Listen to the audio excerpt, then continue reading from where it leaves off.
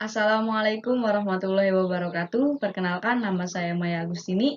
Saya dari jurusan Pendidikan Pancasila dan Kewarganegaraan Universitas Sultan Ageng Tirtayasa semester 4 kelas A. Saya memiliki NIM 2286190044. Nah, di sini saya akan membahas, menjelaskan atau menceritakan mengenai buku 1 di bagian bab 7 tentang melawan pasca kebenaran. Nah, sebelum dari itu yang terhormat kepada Bapak Iqmanur Rahman MPD selaku dosen pengampu mata kuliah Sistem Politik Indonesia di jurusan saya. Nah, mengenai melawan pasca kebenaran, kami sekarang telah tenggelam ke kedalaman di mana pernyataan ulang yang jelas adalah tugas pertama bagi orang-orang yang cerdas. Maksud dari telah tenggelam ke kedalaman itu, suatu kebenaran ini ibaratkan telah hilang gitu tuh, telah punah. Suatu kebenaran ini merupakan atau seperti barang langka yang sulit untuk didapatkan atau dicari. Nah, maka dari itu pernyataan ulang yang jelas adalah tugas pertama bagi orang-orang yang cerdas.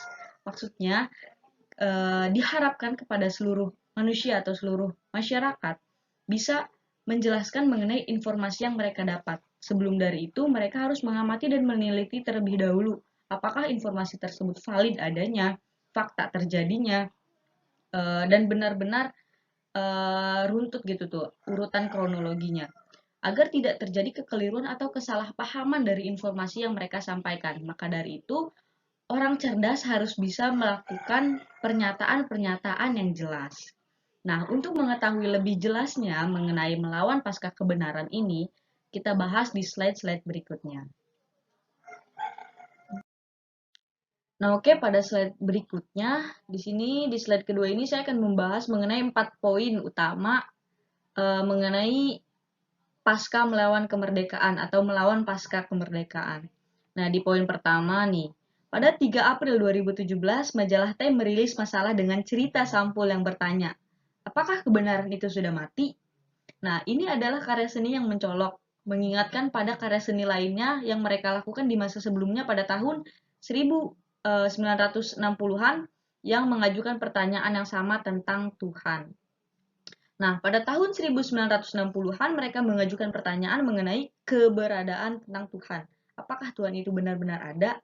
Nah, sedangkan pada tahun 2017 mereka menanyakan tentang apakah kebenaran itu sudah mati? Nah, karena pada tahun tersebut atau pada masa tersebut, sebuah kebenaran itu ibaratkan sebuah barang langka yang sulit untuk didapatkan gitu. Dan maka dari itu mereka merilis sebuah uh, majalah mengenai permasalahan. Sebenarnya ini kebenaran ini masih ada atau telah punah gitu tuh. Nah, yang kedua, di sini pada April 1966 Presiden Kennedy telah dibunuh. Komitmen Amerika terhadap perang Vietnam telah meningkat tajam. Kejahatan di rumah meningkat dan orang Amerika berada di awal di mana mereka akan mulai kehilangan kepercayaan pada institusi mereka. Nah, pada saat itu pemerintahan di Amerika telah seperti mengiming-imingi kedamaian, ketentraman kepada masyarakatnya. Tetapi komitmen yang dipegang itu ternyata gagal gitu. Ternyata masyarakat terhianati oleh institusi mereka. Bahkan permasalahan ini tuh bukan hanya terjadi pada masa itu saja, bisa saja terjadi pada masa sekarang.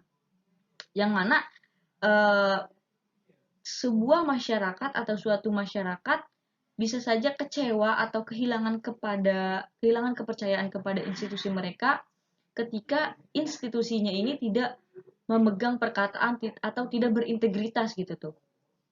Nah, yang ketiga di sini di dalam esai pembuka, editor Nancy Gibbs mengajukan beberapa pertanyaan penting tentang komitmen kami terhadap gagasan kebenaran dalam menghadapi seorang presiden yang memperlakukannya seperti anak kecil.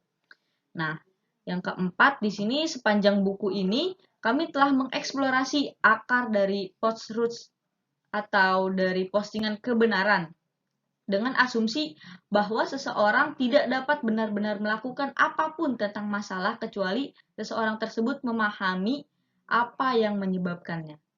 Nah, di sini tuh akar permasalahannya itu tentang sebuah postingan kebenaran gitu kan. Banyak sekali media-media seperti sosial media yang menginformasikan sebuah informasi yang belum tentu kebenarannya itu terjadi gitu tuh. Karena maka dari itu, di sini ditegaskan tidak dapat benar-benar melakukan apapun tentang masalah kecuali seseorang memahami apa yang menyebabkannya. Nah, mungkin slide kedua cukup sekian. Nah, kita lanjut di slide ketiga.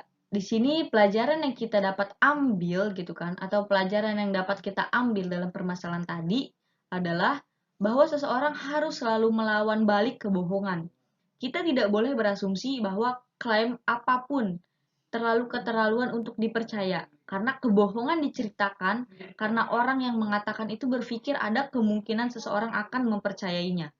Kami mungkin berharap bahwa pendengar memiliki akal sehat yang cukup untuk tidak mempercayainya. Tetapi di zaman manipulasi partisan seperti sekarang dan fragmentasi sumber informasi kami, kunci untuk bermain pada penalaran termotivasi kami tidak lagi berhak atas asumsi itu. Inti dari menantang kebohongan bukan untuk meyakinkan pembohong yang kemungkinan terlalu jauh pergi dalam tujuan gelapnya untuk rehabilitasi. Nah, di sini tuh kita dapat mengambil pelajaran gitu kan, bahwa kebohongan itu suatu hal yang salah. Kebohongan itu diceritakan karena ada orang yang mengatakan atau orang yang berpikir mengenai kemungkinan akan seseorang mempercayainya. Nah, memang pada masa sekarang gitu kan, pengguna sosial media itu tidak hanya kaum, ibaratkan gitu kan dalam tanda kutip, tidak hanya kaum terdidik saja. Semua kalangan menggunakan sosial media. Mungkin bagi kaum terdidik, sebuah informasi itu ketika ada sebuah informasi baru, mereka tidak akan langsung mencerna informasi itu sebagai sesuatu hal yang benar atau salah, melainkan mereka akan mengamati terlebih dahulu mengenai informasi yang mereka dapat. Tetapi, untuk beberapa golongan atau beberapa kaum yang mereka ibaratkan kurang terdidik gitu kan, atau kurang mendapatkan pengetahuan, ketika mereka disuguhkan sebuah informasi tentang apapun itu, mereka akan langsung mempercayainya bahwa informasi tersebut valid atau benar adanya gitu kan. Nah, mungkin dari situ sebuah penulis dari buku tersebut berharap untuk para manusia atau masyarakat memiliki akal sehat yang cukup gitu tuh untuk tidak mempercayainya dan lebih menindaklanjuti ke tahap mengamati benar atau tidaknya berita atau informasi yang mereka dapat. Oke, lanjut. Oke, selanjutnya di sini pada slide ini membahas mengenai banyaknya beredar berita palsu, di mana media berhenti menceritakan kedua sisi cerita tentang vaksin dan autisme begitu ada wabah campak di 14 negara bagian pada tahun 2015. Permasalahannya di sini adalah berhenti menceritakan kedua sisi cerita. Nah, sudah jelas. Di sini bahwasannya ketika kita ingin mendapatkan informasi, kita butuh dong sisi A dan sisi B. Permasalahan dilihat dari sudut pandang A dan sudut pandang B. Karena tidak mungkin kita menelan mentah-mentah suatu informasi hanya dilihat dari sudut pandang A saja.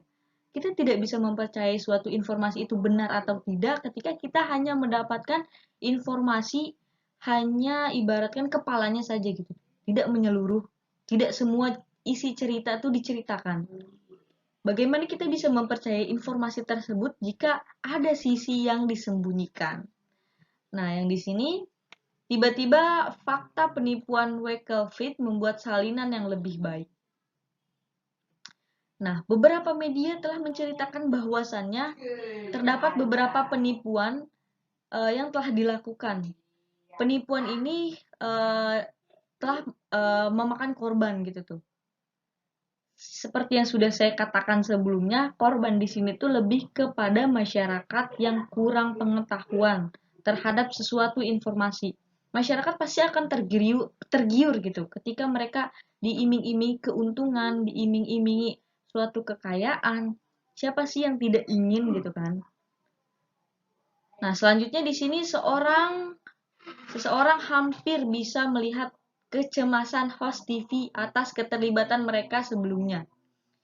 Nah, seseorang melihat host TV ketika mereka menyiarkan suatu informasi, mereka melihat kecemasan gitu tuh di hostnya tersebut. Karena mereka terlibat kepada suatu hal yang belum tentu kebenaran itu ada atau nyata gitu kan. Jadi istilahnya mah host TV ini menayangkan suatu berita yang palsu gitu tuh. Nah, di sini di dalam semalam tidak ada lagi perdebatan TV layar terbagi antara para ahli dan skeptis. Nah, kesetaraan palsu tidak lagi tampak seperti ide yang baik begitu orang mulai terluka.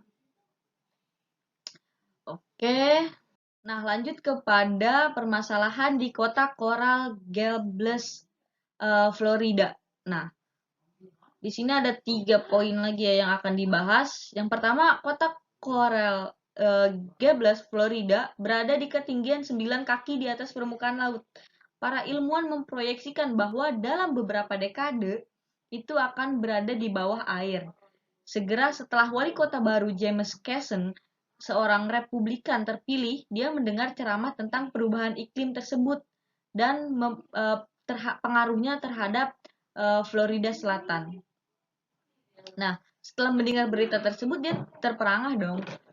Kau tahu, aku sudah membaca beberapa artikel di sana sini, tapi aku memiliki atau menyadari betapa berpengaruhnya hal itu terhadap kota yang sedang dipimpinnya sekarang. Itu yang dikatakan oleh James Casson pada saat itu. Nah, sejak saat itu juga James Casson mencoba mengeluarkan seruan peringatan, tapi dia kurang beruntung karena ada yang berkata, "Saya tidak percaya terhadap apa yang dikatakan orang tersebut," gitu tuh. Nah, beberapa orang juga berkata, "Baiklah, beritahu saya apa yang bisa saya lakukan dan saya khawatir akan hal tersebut." Nah, yang lain juga berkata nih, "Saya punya hal lain yang saya khawatirkan sekarang dan saya akan menundanya." Nah, ketika berita mengenai permasalahan bahwa kota Coral Gables di Florida itu akan berada di bawah air atau tenggelam dalam beberapa dekade, banyak tuh penafsiran-penafsiran yang telah dikatakan oleh masyarakat di sana. Dan ada juga yang berkata nih, saya akan menyerahkan itu kepada cucu-cucu saya untuk mencari tahu bagaimana solusinya. Karena itu kan jangkanya dalam beberapa dekade kan, bukan dalam beberapa minggu atau beberapa bulan. Jadi mereka tidak tahu menaulah akan hal tersebut. Nah, di situ kan ada satu pihak yang mempercayai dan ada tiga pihak yang tidak percaya dan bahkan mereka lebih acuh gitu tuh, lebih acuh tak acuh gitu terhadap permasalahan yang telah dibahas oleh ilmuwan yang memproyeksikan bahwa dalam beberapa dekade kota dari kota Coral Gables Florida akan berada di bawah air. Nah, yang kedua di sini Carson mulai melihat pertanyaan tentang kewajiban hukum dan dia terus membunyikan alarm berharap rekan-rekan Republiknya itu di tingkat nasional mulai menanggap serius tentang permasalahan pemanasan global sebelum terlambat. Menjelang salah satu debat Partai Republik tahun 2016, Carson menerbitkan sebuah op-ed di Miami Herald bersama dengan mitranya dari Partai Republik Wali Kota Thomas Regaldo dari Miami. Nah, sebagai Republikan yang gigih, James Casson itu berharap berbagai kecurigaan partai kami tentang penjangkauan pemerintah yang tidak masuk akal, tetapi bagi kami sebagian besar pejabat publik lainnya di Florida Selatan mempercayai akan perubahan iklim, karena perubahan iklim tersebut bukanlah topik pembicaraan partisan gitu. Ini adalah krisis yang membayangi dan harus ditangani dengan sesegera mungkin. Nah, salah satu hambatan untuk berpikir kritis adalah mandi dalam arus bias konfirmasi yang konstan. Jika Anda mendapatkan informasi terutama dari satu sumber, dan Anda mendapati diri Anda menanggapi secara emosional apa yang Anda dengar dari satu saluran tertentu, mungkin inilah saatnya untuk mendiversifikasi umpan berita Anda. Ingat orang-orang dalam eksperimen 246 yang tidak pernah mencoba untuk menyangkal apa yang mereka pikir mereka tahu. Kita tidak harus melakukan itu. ini bukan mengatakan bahwa kita harus mulai mengkonsumsi berita palsu. Juga tidak berarti bahwa kita dibenarkan dalam menggambar semacam kesetaraan palsu antara Fox dan CNN. Nah, sudah jelas di sini tuh lebih mengarahkan kepada ketika kita mendapatkan suatu informasi gitu tuh, terutama hanya dari satu sumber dan menanggapi informasi tersebut dalam keadaan kita secara emosional saja, tentu saja kita harus melihat gitu tuh diri kita nih. Bagaimana berita tersebut dapat dinyatakan benar atau tidak? Jika kita hanya melihat dari satu sumber dan menanggapi sumber tersebut dengan cara emosional saja, tentu kita harus melakukan tahap-tahap selanjutnya seperti mengamati, meneliti kebenarannya, dan lain-lain. Nah, selanjutnya juga di sini orang-orang yang hanya berpikir ketika mereka mendapat suatu informasi, mereka menganggap, oh saya tahu nih tentang informasi tersebut, padahal mereka hanya membaca tentang judulnya saja, tidak tahu dari seluk-beluk mulai dari A sampai Z-nya. Nah, itu ditandakan bahwa orang tersebut belum dianggap sebagai cerdas karena mereka tidak bisa menyampaikan pernyataan secara jelas. Seperti yang kata-kata pada cover sebelumnya, orang cerdas hanyalah orang yang bisa melakukan pernyataan ulang secara jelas. Oke, lanjut. Alhamdulillah kita sudah sampai di slide terakhir di mana sudah tidak ada lagi pembahasan. Maka dari itu di sini saya akan menyimpulkan sedikit mengenai buku 1 di bagian bab 7. Nah, tentang melawan pasca kebenaran. Di mana kebenaran pada saat itu tuh merupakan suatu hal yang langka yang hampir sulit ditemukan. Mulai dari media televisi, media apapun, banyak sekali beredar tentang berita-berita yang tidak jelas sumber atau kebenarannya. Maka dari itu sebagai kaum terdidik nih, mungkin teman-teman bisa mengkaji ulang lagi ketika mendapatkan informasi tentang terkait hal apapun itu gitu tuh. Jangan langsung percaya ketika teman-teman mendapatkan suatu informasi dari satu sumber saja atau dari sumber yang belum jelas kepercayaannya gitu tuh, belum jelas siapa yang akan bertanggung jawab gitu akan informasi tersebut. Nah, mungkin cukup sekian pembahasan dari saya, kurang lebihnya mohon dimaafkan. Wabillahi taufiq wal hidayah. Wassalamualaikum warahmatullahi wabarakatuh. Terima kasih.